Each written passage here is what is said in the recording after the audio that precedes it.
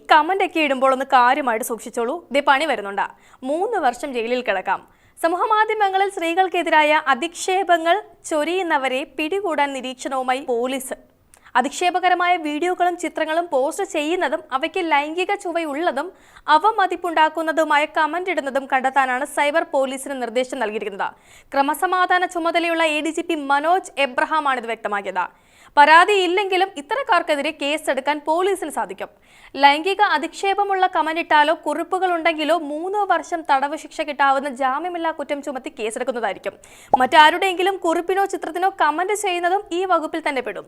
അധിക്ഷേപങ്ങൾ കണ്ടെത്താനുള്ള പ്രത്യേക software cyber പോലീസിനുണ്ട്. ഇത് ഉപയോഗിച്ചിട്ടാണ് പ്രത്യേക ഓപ്പറേഷൻ തുടങ്ങിയിരിക്കുന്നത്. ദുരുപയോഗം ചെയ്യാതിരിക്കാൻ അഭിപ്രായങ്ങളും അധിക്ഷേപങ്ങളും വ്യക്തമായി വേർതിരിച്ചായിരിക്കും പോലീസ് നടപടിയെടുക്കുകയെന്ന് മനോജ് എബ്രഹാം പറഞ്ഞു. അഭിപ്രായ സ്വാതന്ത്ര്യത്തിന് പോലീസ് എതിരല്ല, പക്ഷേ അധിക്ഷേപകരവും ലൈംഗിക ചുവയുള്ളതുമായ അഭിപ്രായങ്ങളും കമന്റുകളുമൊക്കെ ഇനി പാടില്ല. വിദ്വേഷ പ്രചാരണം, സ്ത്രീത്വത്തെ അപമാനിക്കൽ തുടങ്ങിയവയും കണ്ടെത്തും എന്നും മനോജ് എബ്രഹാം കൂട്ടിച്ചേർത്തു.